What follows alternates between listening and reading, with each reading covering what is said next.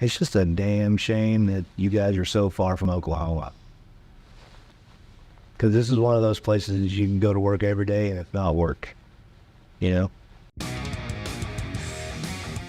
We finished the front stretch of No Prep Kings this season.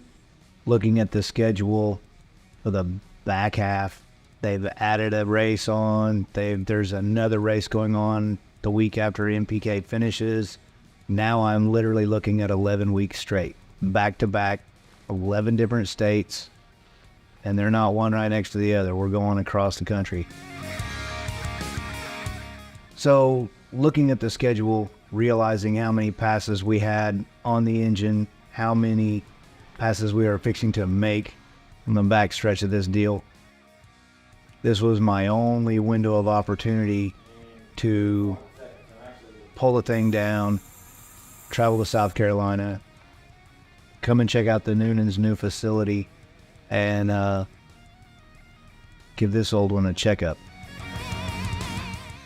We pulled the motor out of the car for the first time since it went in the car. I loaded up all my spare parts, called Barry at Noonan and said, tell everybody I'm on the way. We got to do a checkup. 14 hours, 15 hours later, here I am in South Carolina. And I'm telling you, this facility is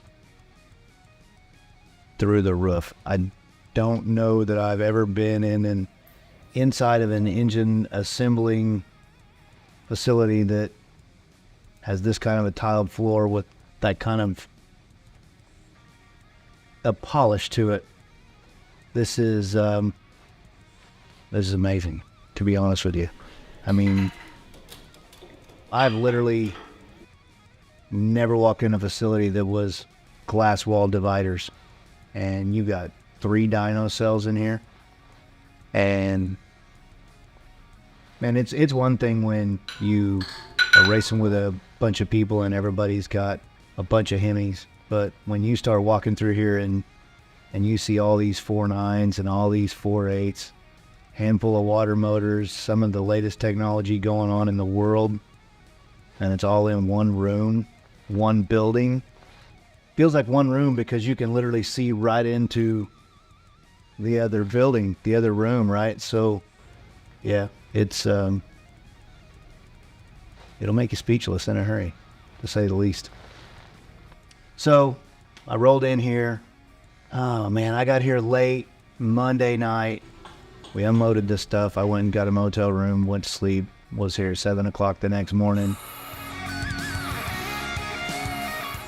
And the look on Jamie's face when he said how many runs are on this thing, yeah, that was kind of priceless. We came here, we pulled the crankshaft out of the engine, and Daryl and Jamie gave it the old ding test. And if you don't know what I'm talking about, you can take a wrench and tap the counterweights and they have a tone. So the block had not been properly honed since the day it left here, right? I've thrown a ball hone in it when I put rings in it, and 2.5 seasons, it's not been out of the car. Pull the camshaft out of it, and they wash the block up, take it over and mic it, and literally were a half a thou past the original board. To be clear, there's 327 passes on the original block, crank, and camshaft, and the lifters, and the push rods, and the rocker arms, the casting of the cylinder heads. So when we do a freshen up, I've been changing the rods. Every other time I change the rods, I change the ring. So that's 40 passes and 80 passes. We change the valves. We change the valves every other time we change rods. We are maintenance checking the valve springs every weekend, because the one thing you don't want to do is have a spring that goes weak early and drop a valve, right? So it's easier to take the 10 minutes to run through and check all the valve spring pressures than it is to roll the dice and spend ridiculous amounts of money on repairs, and there's no sense in it. I mean, unless you've got 5 inches just laying around and you want to throw that one away, you know, which that's not how I roll. I'm not in that budget in that camp.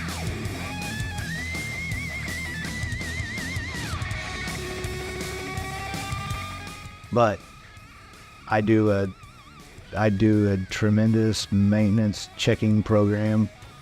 I change the bearings when I change the rods. Every season I roll bearings in the crankshaft. To be honest, I probably should not have ran that long without taking it out and you know, magnafluxing the crankshaft and making sure everything was good. But our time frames and our schedule just kind of got out of hand, and we did what we had to do. And it's just that simple.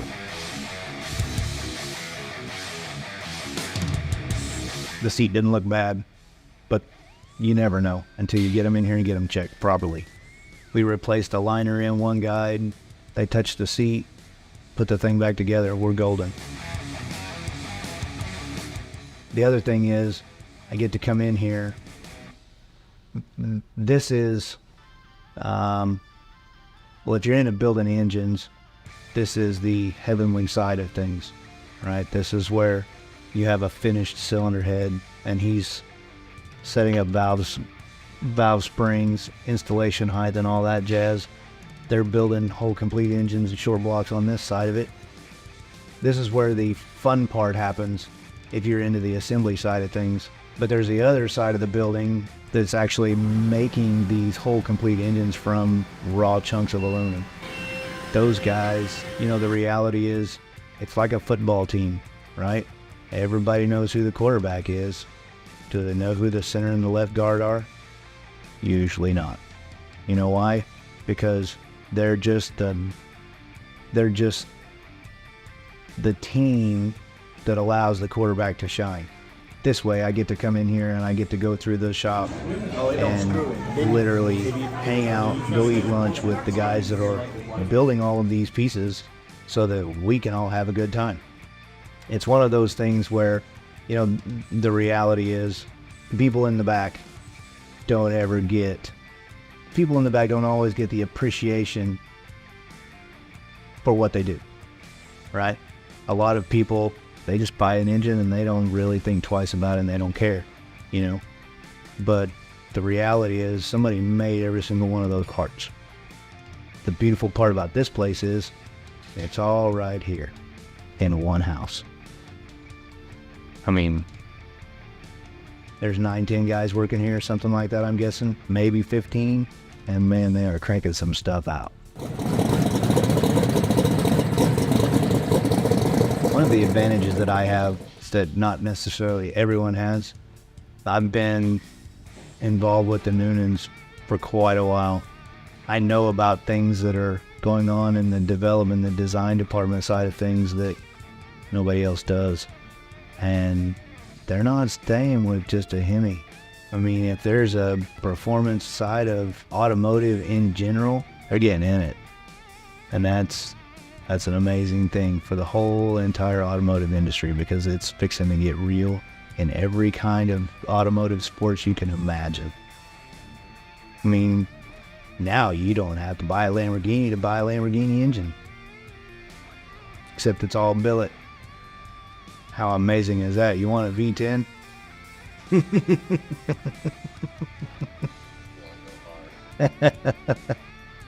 Yeah, you know, the thing, it's tough.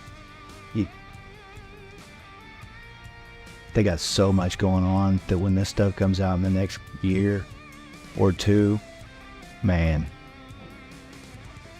you never know when somebody's going to pull up beside you at a stoplight with a Noonan. And it's legitimately that way.